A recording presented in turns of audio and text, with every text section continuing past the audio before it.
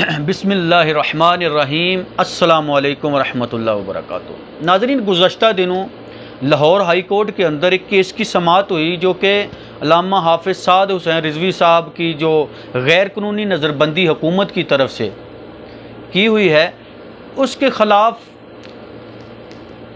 साद रिज़वी साहब के चचा उन्होंने हाई कोर्ट में दरख्वास्त दायर की कि साद रिज़वी साहब को गैर कानूनी तौर पर जो है वो गिरफ़्तार किया हुआ है, नज़रबंद किया हुआ है, लिहाजा हाई कोर्ट जो है उसकी नज़रबंदी को ख़त्म करने का हुक्म जारी करे। इस पर बहस हुई।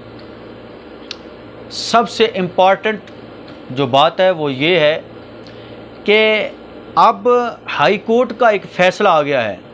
हाई कोर्ट ने वो जो फ़ैसला सुनाया, लोगों को पता तो चल गया उस फ़ैसले के मुतल्लिक़ कि हाई कोर्ट ने ये फ़ैसला जो सुनाया है उसमें उसने क्या कहा। हाई कोर्ट ने कहा है कि साद रिज़वी की नज़रबंदी के ख़िलाफ़ जो हुकूमत का हुक्म है, यानी साद रिज़वी की नज़रबंदी का हुक्म मामूल के मुताबिक है, ये हाई कोर्ट कह रहे हैं। और हाई कोर्ट ने कहा कि सूबाई हुकूमत की साद रिज़वी के ख़िलाफ़ कार्रवाई अमन के लिए है, और फिर हुकूमत जब नज़रबंदी का हुक्म जारी करती है तो हाई कोर्ट का अदारा इख्तियार महदूद हो जाता है। ये हाई कोर्ट जज साहिबान कह रहे हैं। इत्तला थी कि साद रिज़वी को रिहा करते ही एहतजाज दोबारा शुरू हो जाता। ये जनाब कौन कह रहे हैं? हाई कोर्ट के जज साहिबान।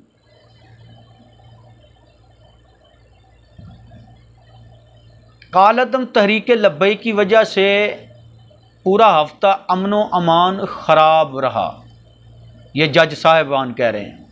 सबसे पहली बात तो यह है कि अगर ये दरख्वास्त समाअत के काबिल ही नहीं थी, सुनने के काबिल ही नहीं थी, तो फिर जज साहिबान से सवाल ये बनता है कि जनाब आपने पहले दिन जब वो दरख्वास्त आपके सामने आई थी तो आपने फिर वो दरख्वास्त मंजूर क्यों की? समाअत के लिए आपने मंजूर की और फिर आपने एक टाइम दिया, एक दिन दिया कि फ़लाँ दिन इसकी समाअत होगी।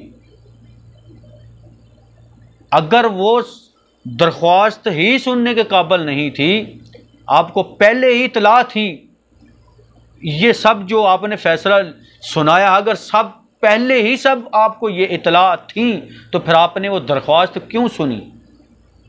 फिर वो दरख्वास्त पर बहस हुई।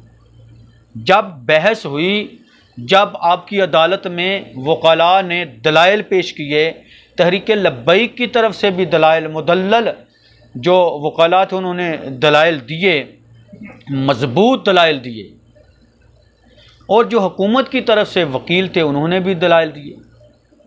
अब वहाँ पर जब बातें हुई सारी, तो हुकूमत की तरफ से जो वकील था उसने ये कहा कि हमें ये इत्तला मिली थी, हुकूमत को ये इत्तला मिली थी कि साद रिज़वी साहब जो हैं, इनका इजलास हुआ, उसमें इन्होंने ये तय किया था कि 11 अप्रैल को पूरा पाकिस्तान जो है वो जाम कर दिया जाएगा।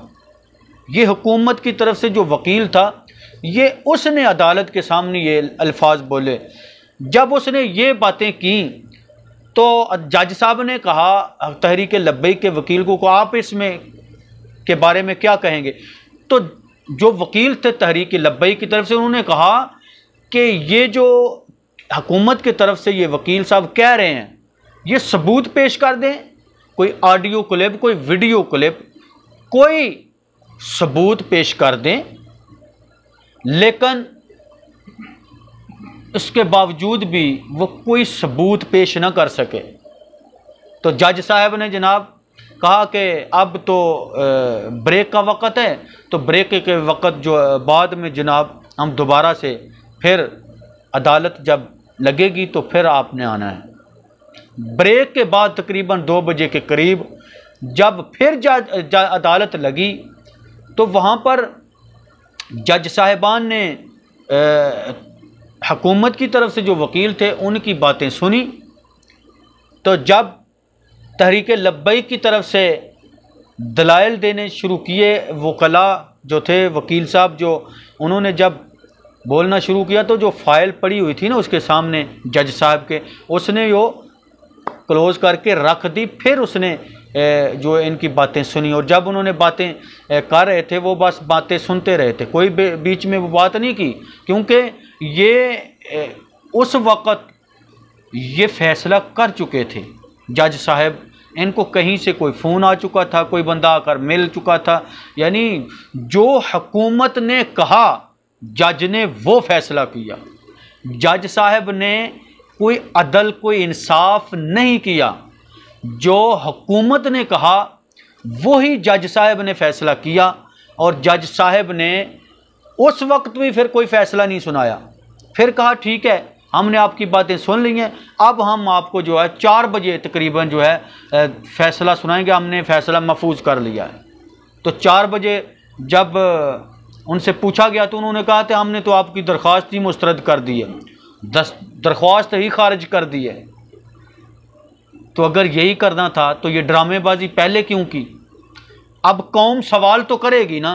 अगर इस तरह के आप जज साहब फैसले करते रहेंगे तो खुदा का खौफ करो, जिस कुर्सी, जिस मनसब पर आप बैठे हुए हैं, अल्लाह की अदालत भी लगनी है, तो अल्लाह ताला की बारगाह में आपको पेश होना है। तो फिर वहाँ पर अल्लाह तबारक व तआला ने आपसे जब ये पूछना है कि किसी का इतना जुर्म नहीं था तो आपने ज़्यादा सज़ा क्यों मुकर्रर की?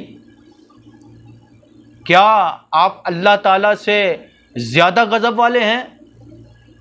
या किसी को सज़ा ज़्यादा देनी थी तो आपने उसमें कमी क्यों की? क्या आप अल्लाह से ज़्यादा रहम करने वाले हैं? ये सवालात नहीं होंगे आपसे।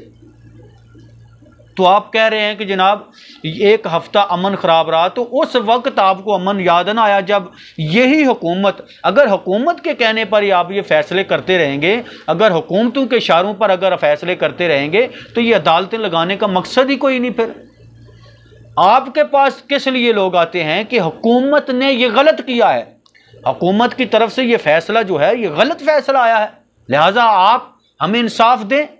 आपके पास किस लिए लोग आते हैं? अगर आपने भी इंसाफ नहीं देना, आपने भी हुकूमत की बोली बोलनी है, तो फिर लोग कहाँ जाएंगे?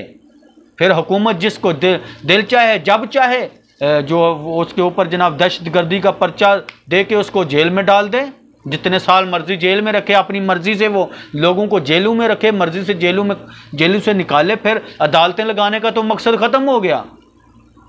तो 126 दिन जो उन्होंने वहाँ पर जो किया था, जो लोगों की बच्चियों को नचाया था, पार्लियामेंट पर हमला किया था, पीटीवी पे हमला किया था, लोगों के अमलाक को नुकसान पहुँचाया था, 126 दिन मुल्क का अमन ख़राब करते रहे। उस वक्त आपको ये जुमले याद नहीं आए? उस वक्त आपका फ़ैसला कहाँ था? उस वक्त आपने क्यों नहीं कहा कि मुल्क का अमन जो है वो ख़राब रहा?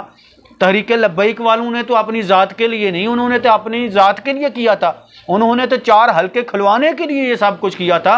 लेकिन तहरीक लब्बैक वालों ने तो अपने नबी की इज़्ज़त के लिए ये बात कही थी, हुर्मत रसूल के लिए सारा कुछ किया। तो तहरीक लब्बैक के ऊपर ही शैलिंग की गई, कत्ल किए गए, उनकी लाशें गिराई गई, उनको जनाब इतना जलील किया गया।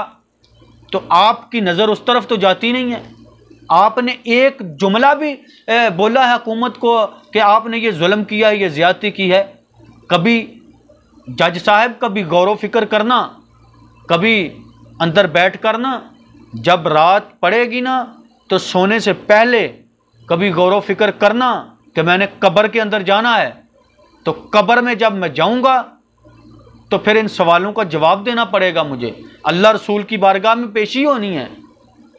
यही नहीं कि जनाब आप समझते हैं कि जिस तरह दिल चाहे हम जो है वो, आप क्या समझते हैं जो मजहबी लोग हैं जो इस्लाम का नाम लेते हैं उनको तो आप गाजर मूली की तरह समझते हैं, उनको तो उनकी तो हैसियत ही कुछ नहीं है आपके सामने। खुदा का खौफ करो, इस तरह के फ़ैसले करने से पहले सोचो कि तुमने ये फ़ैसला जो किया है ये फ़ैसला सरासर जुल्म है और ज़्यादती है तुम्हारी तरफ से। किस मकसद के लिए अदालत होती है? अदालत का मकसद क्या है? काजी कुज़ा जो होता है उसका मकसद क्या होता है? अदल करना, इंसाफ करना। अगर आप भी हुकूमत की बोली बोलते रहेंगे तो फिर तो खुदा ही आफत है। अल्लाह ताला पाकिस्तान और पाकिस्तान के बसने वाले मुसलमान और अदारे जो मुखलस हैं, अल्लाह सब की हिफाजत फरमाए। और अल्लाह ताला हमें इन जैसे शरपसंद और जो पाकिस्तान का अमन खुद तबाह करने वाले हुक्मरान हैं, इनके फितने से अल्लाह महफूज फरमाए। आमीन। पाकिस्तान जिंदाबाद, इस्लाम पाइंदाबाद।